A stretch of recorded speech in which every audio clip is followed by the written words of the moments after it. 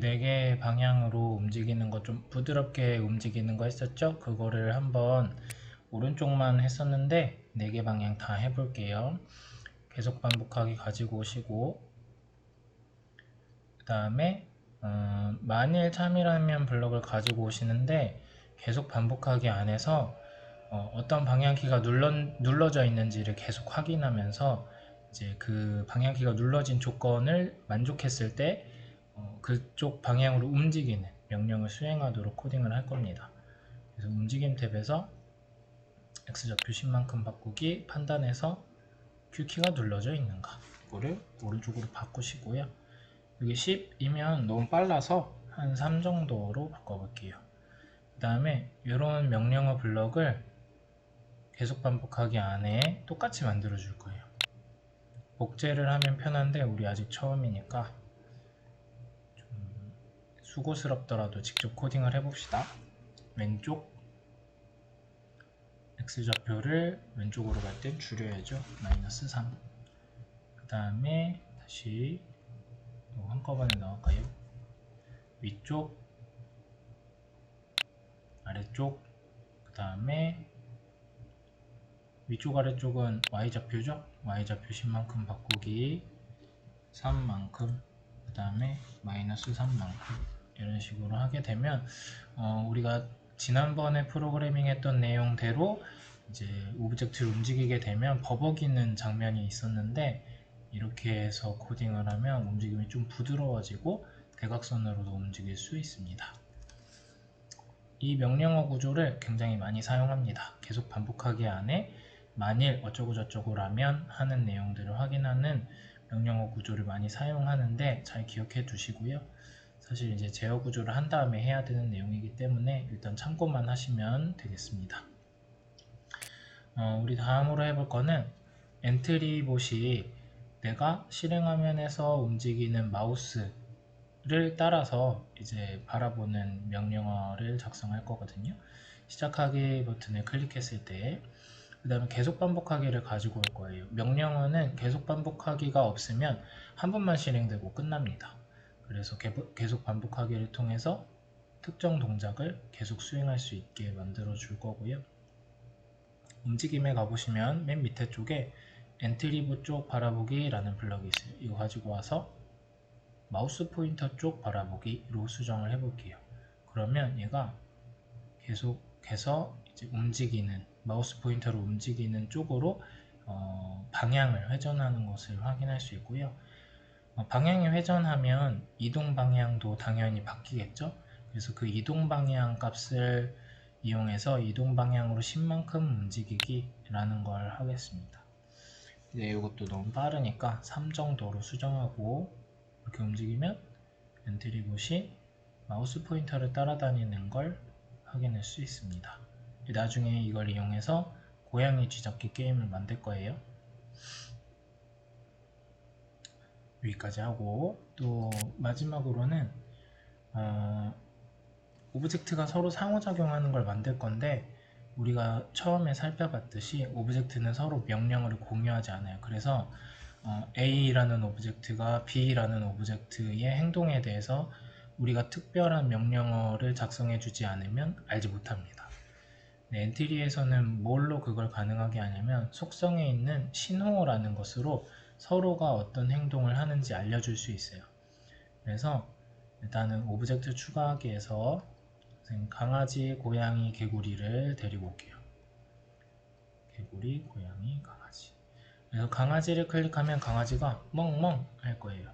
그 다음에 엔트리봇이 안녕 강아지야 라고 할 거고 고양이를 클릭하면 고양이가 야옹 이라고 할 거예요. 그러면 엔트리봇이 안녕 고양이야 라고 하고 개구리를 클릭하면 개구리가 개골개골 할 거예요. 그럼 엔트리봇이 안녕 개구리야 라고 하는 프로그램입니다. 먼저 강아지를 코딩할 건데요. 이 프로그램이 작동하는 처음의 조건은 강아지를 클릭했을 때예요. 그래서 시작 탭에서 오브젝트를 클릭했을 때 죄송해요 개구리네요. 강아지를 먼저 클릭하시고 강아지 코딩하는지 확인하시고 오브젝트를 클릭했을 때 강아지는 멍멍 한다고 했죠. 뭐 소리로도 할 수 있지만 생김새에 있는 4초 동안 말하기 블럭을 사용하겠습니다. 멍멍. 다음에 2초 동안 말하기 하고요. 강아지가 멍멍이라는 신호를 엔트리봇한테 보내줘야 되거든요. 말했다고. 그래서 속성에서 신호 추가하기 하고요. 강아지라는 신호를 만들게요. 그러면 이렇게 안테나 모양이 있는 목록이 추가가 돼야 됩니다. 이 상태로 블록에 가시면 시작 탭에 신호와 관련된 블록에 내가 생성한 신호의 이름으로 신호가 만들어져 있는 걸 볼 수 있어요. 강아지 역할은 알려주는 거기 때문에 신호 보내기라는 명령어를 사용할게요. 그럼 이 신호는 모든 오브젝트가 받을 수 있어요. 받고 안 받고는 각각의 오브젝트의 명령어로 설정을 해야 되는데 엔트리봇이 이 오브젝트의 강아지 신호를 받게 될 거거든요.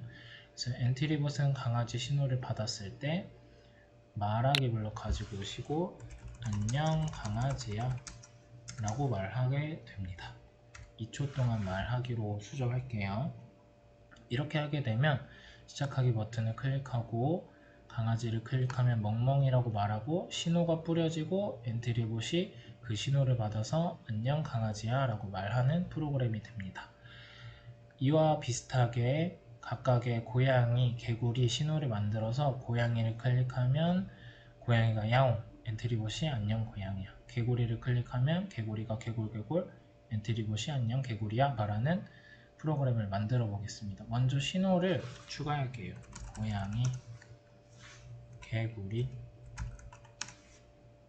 블록으로 돌아와서 고양이가 오브젝트를 클릭했을 때 고양이 신호를 보내야 하는데 그 전에 말하기 블럭에서 야옹, 야옹 이렇게 하고요. 고양이 신호는 또 엔트리봇이 받겠죠?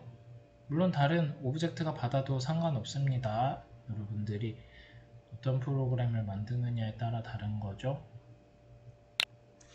안녕 고양이야 2초 동안 말하기. 이렇게 하면 강아지 클릭했을 땐 멍멍 안녕 강아지야. 고양이 클릭했을 땐 야옹 안녕 고양이야. 이렇게 되는 거죠.